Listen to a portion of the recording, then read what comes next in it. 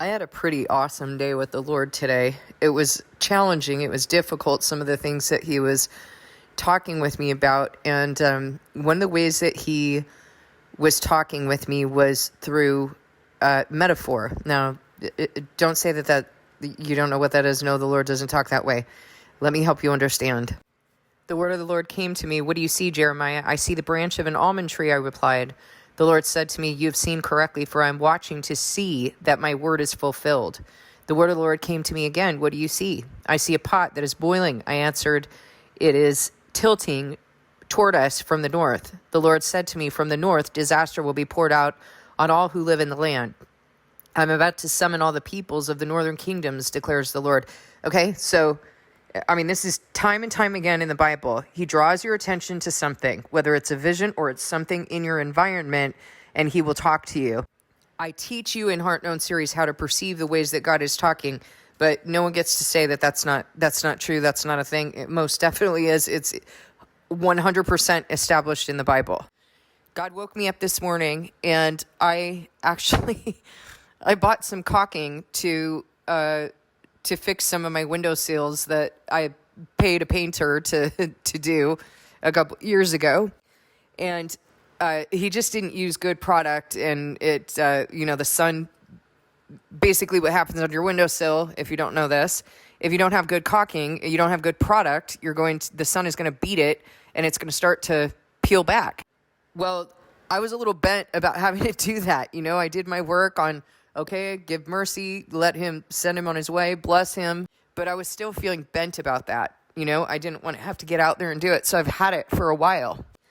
And God woke me up this morning telling me to go and this is what you're going to do today.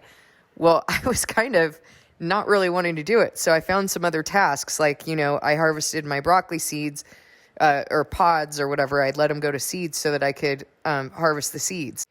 And I had them drying out in my garage, and I thought, okay, well, I'm going to go, put the seeds. I'm going to put the seeds in a container.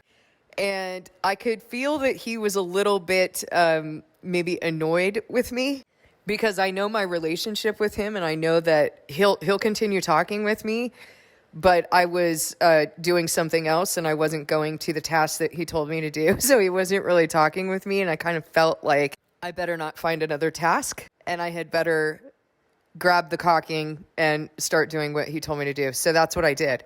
I came inside, and there was something that I had been praying about, a major decision that I made that's going to affect somebody's life, like their living situation, a decision that I didn't make, but that the Lord actually told me to make.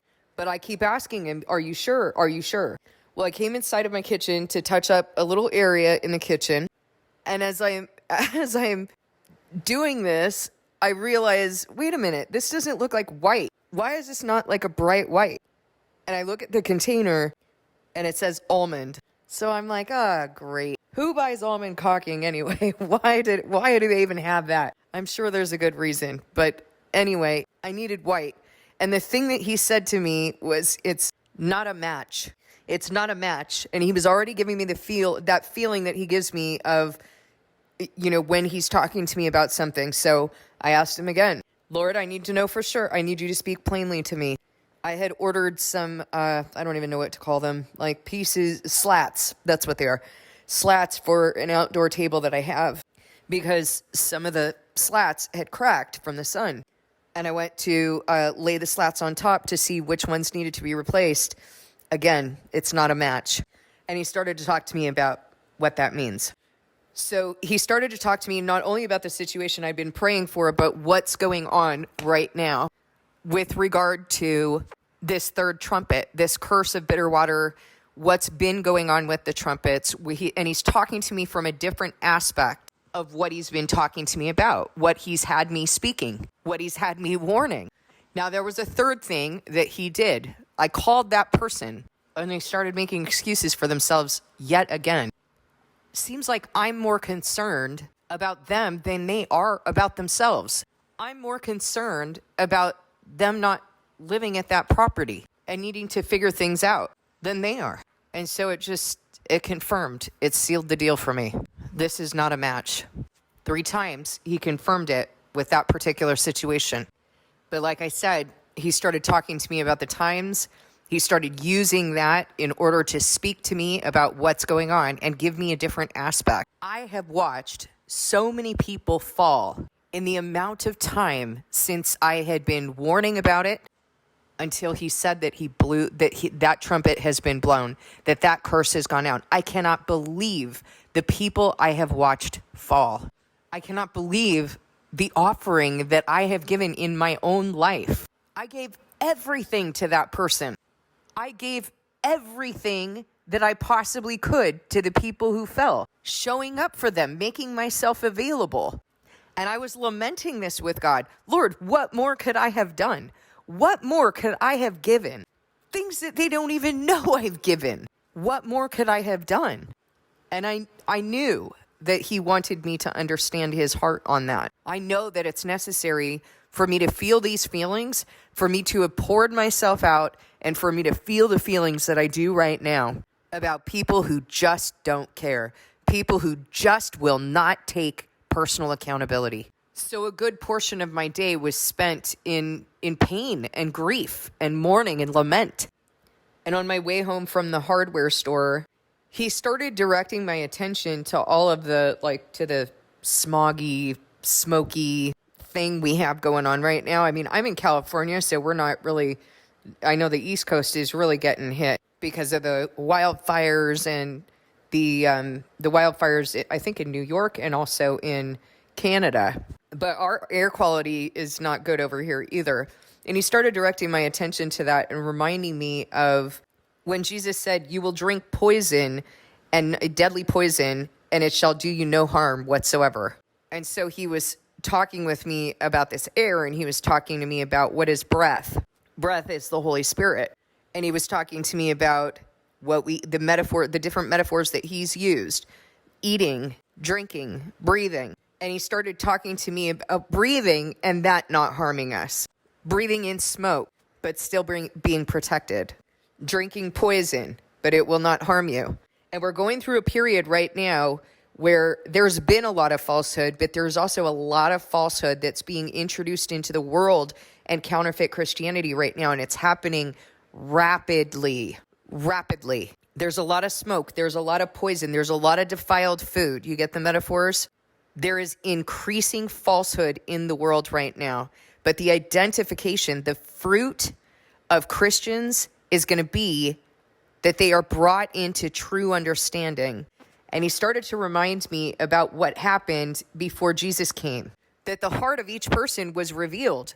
And as he says in Isaiah, make the heart of this people calloused, make their ears dull and close their eyes. Otherwise they might see with their eyes, hear with their ears, understand with their hearts, and turn and be healed. Now, God has said this to me so many times over the last 4 years, and he has let me know I'm doing it again. I'm doing it again. And I'm like, my goodness, what does this mean? What does this mean that you keep doing this? I'm moving on, and I'm moving on quickly. You've heard me say that as well. Well, I understand it more today than I have over the last four years. I mean, I understood it each time, but because of what he has taught me regarding the trumpets, now I'm understanding why it is that he keeps bringing this up.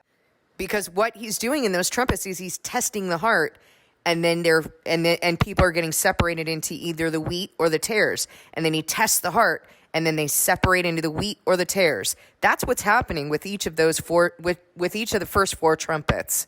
And what are you going to see? So here's where he's giving me this different aspect, this different part of it's just a different piece of understanding of what he's been telling me, that you're going to see who has a heart for him and who does not, who has eyes to see, who has ears to hear, who has a heart to understand, because it all begins with the heart. If you don't have a heart for God, if you say things like, I'm not ready to make God first, I don't believe that the Bible is practical for healing, you disappear and bail out of God's ministry, put your hand to the plow, but look back, you don't have a heart for God. You are not worthy of him. And I've watched that happen time and time again. I have watched God heal people. I have watched him cast spirits out of them. I've watched people be restored to peace. They didn't have that spirit of fear anymore. And then I watched him go right back to the vomit, right when God started requiring of them.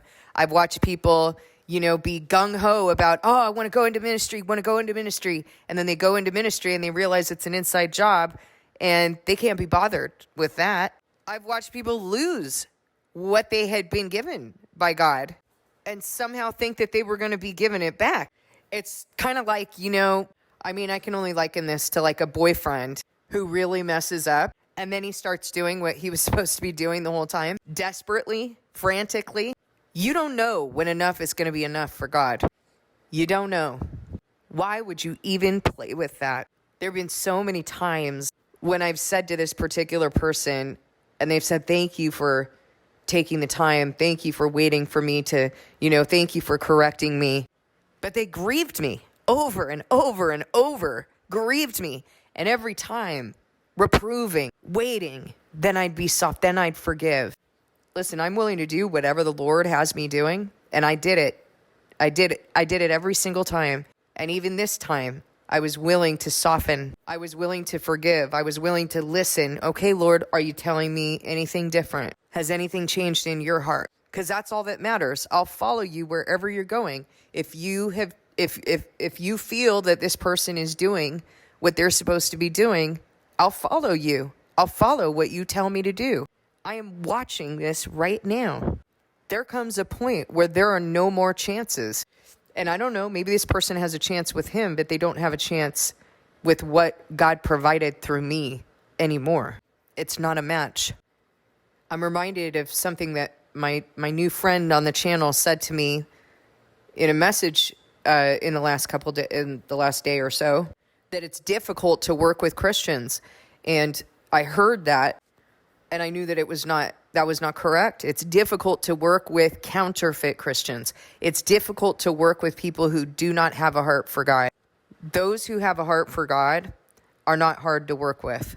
They might have their challenges. You might trudge with them and struggle with them and, have to frame things certain ways or reprove or things like that, but they're going to hear it. And when they don't hear it, they will at least consider it and bring it to God. They're not going to be lazy. They're not going to be rebellious. They're not going to be insensitive and hurtful and disregard you or take advantage of you.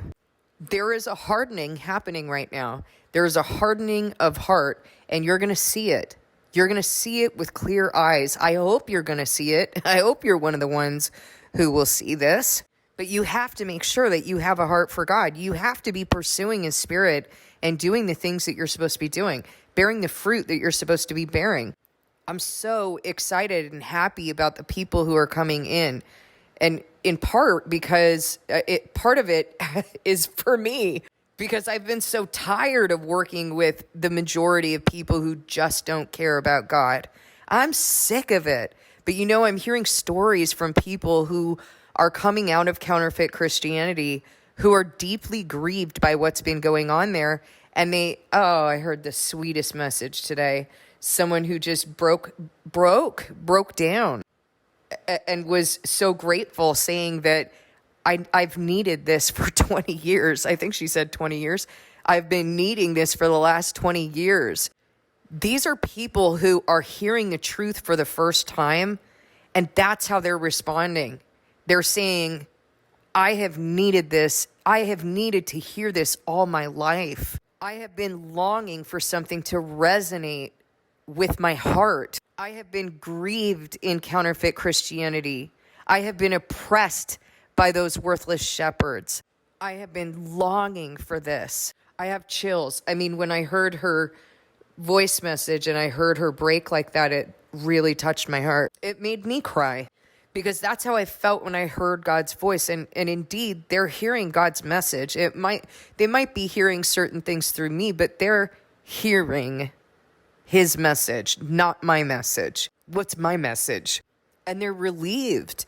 And this is something that they're going to pursue. I know that because I recognize the heart. I recognize that heart that breaks down and says, this is all I've ever wanted. I tell you that all the time. That's what I would say over and over when I heard His voice, when I felt His presence. Lord, this is all I've ever wanted. I don't need any of those things that I've chased my entire life. No more idols. You are all I have wanted. I had no idea how many idols he was going to clean out of me. I was only aware of the obvious ones, but listen, I have followed every single day what he has told me to do. I've made a lot of mistakes, but he has been so gentle and so kind and sometimes stern. You know that. I've talked about it while it's happening on the channel. But he loves me, and that's all I need. That is all I've ever wanted, and it is all I need. To be loved by God and to have him investing in you, man, I don't know how anyone could give that up. But then again, I'm blessed because he keeps me with him. So let me not test the Spirit of God by judging anyone else. Listen, I don't know how they could give it up. I don't want to know. I'm just grateful that God keeps me on his path, that he keeps me from wicked rebellion in my heart, that he has seen fit to give me a new heart so that I would follow him, I would understand him, I would recognize his voice. When that hardening happened, what happened? Think about that. When the hardening happened, when Jesus came here, what did you see? What do you see in the Bible? Well, you see that Jesus knew exactly who were his and who were not because of that hardening. Jesus said to them, if God were your father, you would love me, for I have come here from God. I've not come on my own. God sent me. Sign one, that would be the first sign that you would love him. I've not come on my own. God sent me. Why is my language not clear to you? 2, because you are unable to hear what I say. You belong to your father, the devil, and you want to carry out your father's desires. How did he discern? How did he know who were his and who were not? And then the blind man who had been restored by Jesus, he told him, I've come to make the blind see and those who see blind. And the Pharisees were nearby and they knew he was talking about them and they were offended and they said, you're not talking about us. And he said, if you were blind, you wouldn't be guilty. But because you claim to see, you're guilty. And what did he say to Peter when Peter declared him to be the Messiah, to be the Son of God? Blessed are you, Peter, because you didn't receive that on your own. You received that from above. How did he know who were his and who were not? Those who believed, those who obeyed, those who followed him. It's the same thing today. Those who believe, those who obey, those who follow him. Those who believe, those who obey, those who follow him. You can't say that you're his if you're not doing those things. If you're not bearing that fruit, it's impossible. And you're going to see this before your very eyes. I pray that you will see it. I pray you're one of the ones who will see this. This is the separation of the wheat from the tares. I'm so excited for those who are coming in.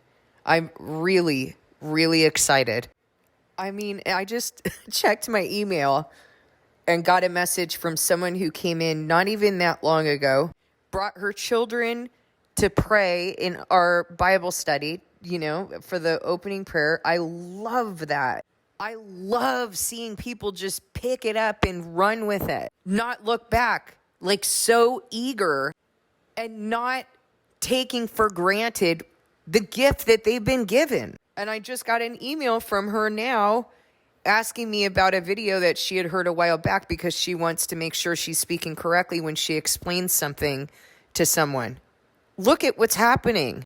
These are people who just came, who just started. And yet there are people who have been listening to my channel since the very beginning who have fallen, who I worked with for free, 2 and 3 days a week for free. Some of whom didn't even have the consideration to contact me and let me know that they were falling off. Hey, thanks, but no thanks. Thanks for all the free help. Thanks for your sacrifice. Nope, I don't deserve that respect, apparently. I did when I was in the world, but not now. I love the people that are coming in. I love it. I'm so excited. And I'm so grateful that in the midst of this grief, because I am grieving over those who just don't care. But in the midst of that, God's bringing people in who do. And there's a big difference. I can see the difference. I thank God for that one person who over a year ago, started listening to this channel, and she has trudged and she's been reproved and she has stood and demonstrated her heart for God. And I have a feeling she will be rejoicing too, if she's not already, looking at the people who've come in. She has been a trooper, regularly fasting, walking in the authority God has given her, withholding from herself, even when, there are some beautiful people in God's church, and they are not hard to work with. I want to tell you that. They are not hard to work with. They are a joy. I'm really, really feeling grateful that God is doing this. You know what it reminds me of is in Isaiah 49:22, when God says, see, I will beckon to the nations. I will lift up my banner to the peoples. They will bring your sons in their arms and carry your daughters on their hips. Like, that's the joy that I feel right now. That's what I'm recognizing right now, that he is bringing them out. Oh man, I'm so blessed. If you're hearing this right now and you're not doing the Bible study, the assemblies, Sabbath, you are playing with something so dangerous. There is one more trumpet left before it's done. And you're hearing me talk about people who are falling. You're hearing me talk about these trumpets and the wheat being separated from the tares, and people who already don't have the ability to return. If you're hearing this right now, you need to do those things. And if you don't understand why, ask me. I'll talk about it. I'll show you in scripture why you need to do these things. But if you can't be bothered to take seriously the things I say, you're not a match. You are not a match for the kingdom of God. You are not a match with his people. Because what I'm describing to you right now, the hearts that are really in him, the ones who hear it and put it to work, you cannot be in him if you don't have that in you. Let me say it this way. He cannot be in you if you're not being moved to do the things he's commanded. And what I'm seeing right now is that those who love him, this is what they do. They don't hesitate. They hear it. They put their hand to the plow. They push forward. They are not reluctant. They are not constantly fighting the Spirit of God, fighting his servants, wearying those who are working with them. God's church, his people, his Christians, they're not hard to work with. I see a big difference now. I see it very clearly. You're going to see it too. I'm going to read Isaiah 60, and I want you to pay attention to what you're going to see. Arise, shine, for your light has come, and the glory of the Lord rises upon you. See, darkness covers the earth, and thick darkness is over the peoples. But the Lord rises upon you, and his glory appears over you. Nations will come to your light, and kings to the brightness of your dawn. Lift up your eyes and look about you. All assemble and come to you. Your sons come from afar, and your daughters are carried on the hip. Then you will look and be radiant. Your heart will throb and swell with joy. The wealth on the seas will be brought to you. To you, the riches of the nations will come. Herds of camels will cover your land, young camels of Midian and Ephah. And all from Sheba will come, bearing gold and incense and proclaiming the praise of the Lord. All Kedar's flocks will be gathered to you. The rams of Nebaioth will serve you. They will be accepted as offerings on my altar, and I will adorn my glorious temple. Who are these that fly along like clouds, like doves to their nests? Surely the islands look to me. In the lead are the ships of Tarshish, bringing your children from afar, with their silver and gold, to honor the Lord your God, the Holy One of Israel, for he has endowed you with splendor. Foreigners will rebuild your walls, and their kings will serve you. Though in anger I struck you, in favor I will show you compassion. Your gates will always stand open. They will never be shut day or night, so that people may bring you the wealth of the nations. Their kings led in triumphal procession. For the nation or kingdom that will not serve you will perish. It will be utterly ruined. The glory of Lebanon will come to you, the juniper, the fir, the cypress together to adorn my sanctuary, and I will glorify the place for my feet. The children of your oppressors will come bowing before you. All who despise you will bow down at your feet and will call you the city of the Lord, Zion of the Holy One of Israel. Although you have been forsaken and hated, with no one traveling through, I will make you the everlasting pride and the joy of all generations. You will drink the milk of nations and be nursed at royal breasts. Then you will know that I, the Lord, am your Savior, your Redeemer, the Mighty One of Jacob. Instead of bronze, I will bring you gold, and silver in place of iron. Instead of wood, I will bring you bronze, and iron in place of stones. I will make peace your governor and well-being your ruler. No longer will violence be heard in your land, nor ruin or destruction within your borders. But you will call your walls salvation and your gates praise. The sun will no more be your light by day, nor will the brightness of the moon shine on you. For the Lord will be your everlasting light, and your God will be your glory. Your sun will never set again, and your moon will wane no more. The Lord will be your everlasting light, and your days of sorrow will end. Then all your people will be righteous, and they will possess the land forever. They are the shoot I have planted, the work of my hands, for the display of my splendor. The least of you will become 1,000, the smallest a mighty nation. I am the Lord. In its time I will do this swiftly. I just want you to know, if you're just coming in right now, if you're one of those ones who's been longing for the truth, is wondering, why did I not hear this in church? This is the time.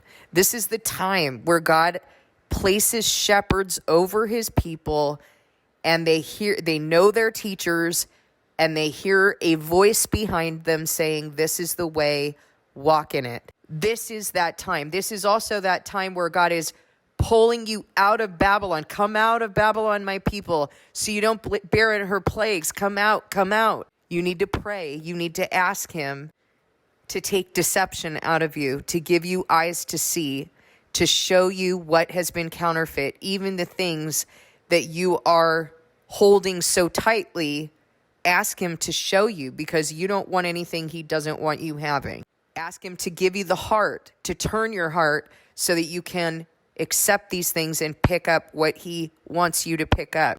I want you to know something. I realize that maybe not everyone understands what I'm feeling right now, what I'm describing to you in seeing these people come in, but you're gonna know. You're gonna know if you stick around and you heal as an individual, and then God moves you to walk in the authority he's given you in as a parent, in your family, whatever it is, you do those things, you are going to have a trust in his church.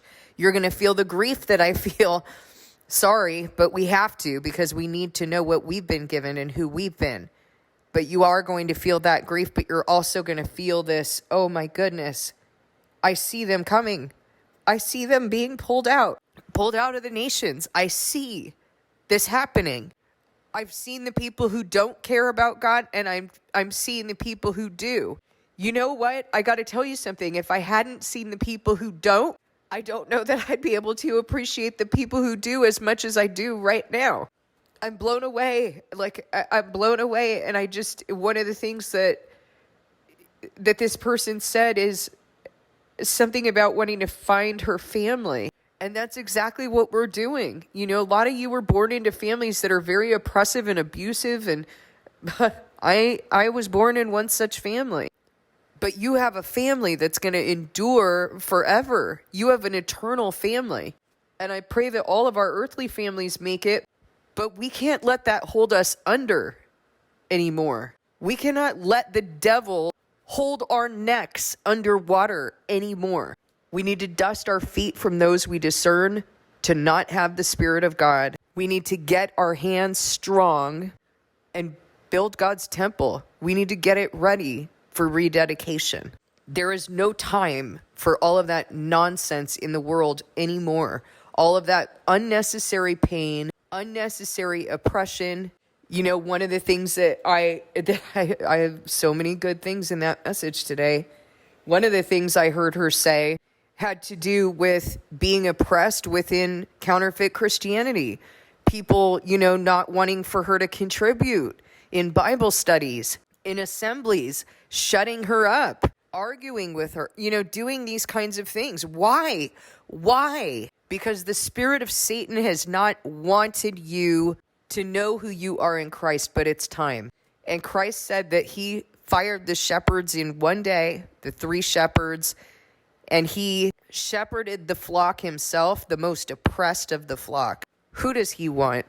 He wants those who are oppressed. He wants the dejected. He wants those who have been longing for this and who say what that woman said today, I have needed this for so long. Not those who get set up in a high place by God and they can't be bothered, who can't see what they've been given, who can't see the sacrifices that are being made by his servants on their behalf. Not those. Those are not a match. And I would say if you're in that boat and you have any fear of God left in you, you had better crawl to him. You had better go crawling and ask him what you need to do. Because if you get in, you just might be getting in by the skin of your teeth. I'm so grateful for the people who come to assembly, come to Bible study, come to Sabbath and workshop. I'm so grateful for the people who are coming in right now with that heart that I recognize. And I don't know why I put up with, or because it wasn't my decision to make, It wasn't my decision. And so I actually do know why I put up, because every time I prayed, God said, give mercy with, these different people. But now I'm remembering and realizing, no, this is what you do when God calls you. This is what it looks like when God calls you.